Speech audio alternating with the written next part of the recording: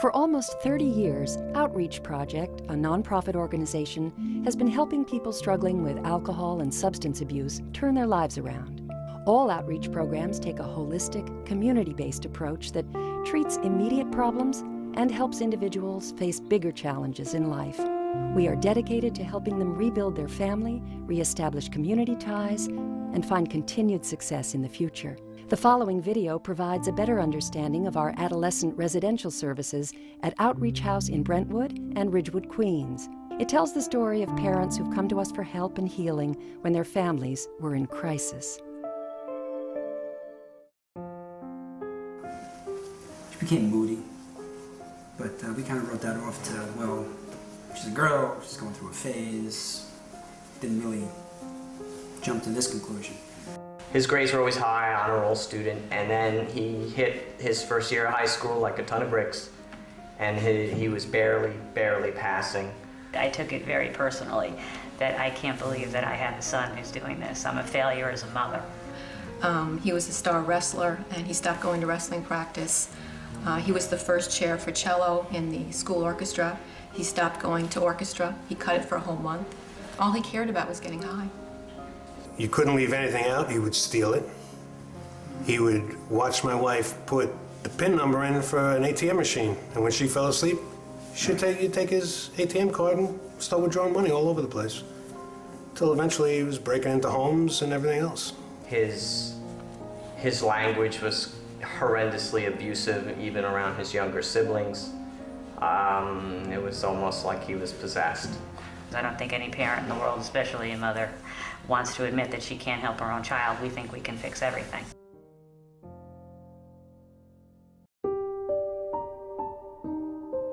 We had him going to the school psychologist, then private psychologist. After an overdose, which landed him in the hospital, we ended up getting him in a date program. That lasted all of about a week and a half when he decided that it wasn't for him, and he walked out of that and refused that. I tried an outpatient program. He went there for a couple of days every week for a few weeks, and then they had recommended that he go to another residential facility, a short-term residential facility upstate. About 3 months after that, you know, his habits changed back to the old habits. We took him to an outpatient place. They tried to put him on a medication. The medication wasn't helping. We tried going to the state and the county for help, and they basically told us, well, we did away with our PINS program. All he's going to do now is see a family counselor. Well, we knew that wouldn't work because he fools everybody with what he has to say. My son went to 6 different facilities, so we pretty much tried outpatient and, you know, everything you could think of.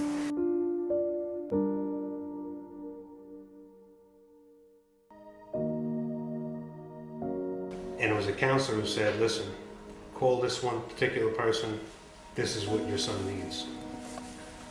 And from that moment on, it's been a blessing. You know, decided to bring him here because 2-week programs, I don't think work very well.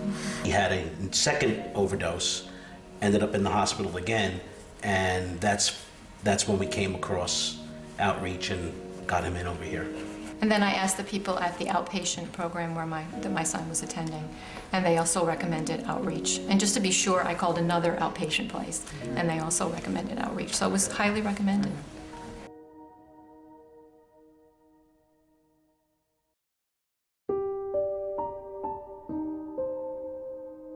He's going in with a problem, and I knew there were other children here with the same problem.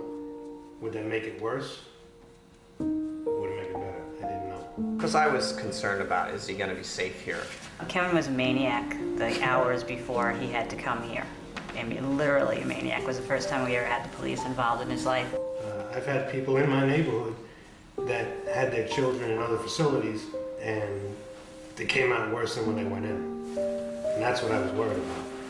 And then we pulled into the parking lot, and all of a sudden this sense of calm, I don't know what it was other than God just, you know, put something in him. You were comfortable that, you know, that he wasn't running anywhere. He was where he needed to be, and hopefully getting the help that he finally needed to get. And we left him here, and I just said, you know, please stick this out. And he said, Mom, I'm not leaving until I'm done. And that was the first good night's sleep I had had in 2 years, at least. And with us, outreach was the only place that really worked for him.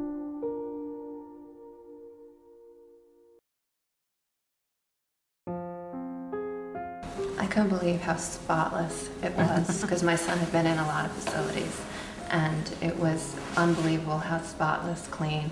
And the rooms, and they do take you on a tour, which they don't do in most of the other facilities. And the kitchen was spotless. The rooms were like going to a college dorm. Beautiful. The decision was a lot easier after we came here for the interview. It really allayed a lot of our fears. We were taken around for a tour, and we felt 100%, better. As we were in the room preparing to say goodbye to him, a couple of people ran by the door, and one of them backed up, also at a run, stuck her head in the door and said, "Hi, I'm Shanita B. I'm going to be your whatever," and ran off again. And it just seemed so so real and so friendly and personable. I know as a teacher that any program is only as good as the people who are delivering it. And I was just struck by the humanness of everyone on the staff. I knew that my son would be treated with respect and with kindness, and that was very important to me.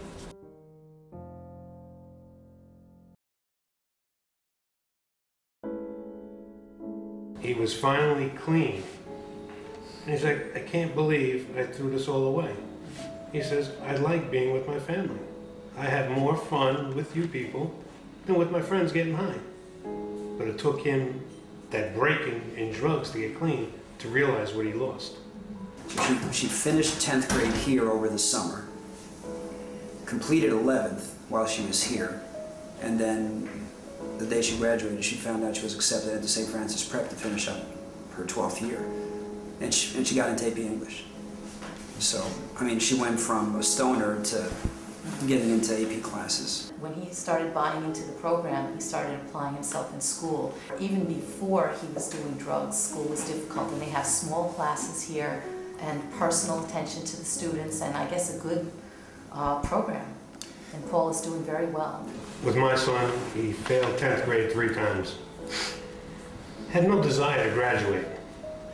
But because of outreach, he's now taking 12th grade classes, and he's already talking about going to college. But I mean, if you're gonna struggle and you want to make your struggle worthwhile, this is the place to do it. You'll change your life, you'll change your child's life, and you'll get yourself and your family back. I was excited when I saw an essay of his with 100 on it stuck to the wall upstairs. We've never seen that before. And if it wasn't for this place, we would have probably enabled our son to death. I thank God every day for outreach, and I mean that from the bottom of my heart. Every day was the only place that I feel that my son got the help that he needed. And everyone here, to me, are like angels. They're just godsends.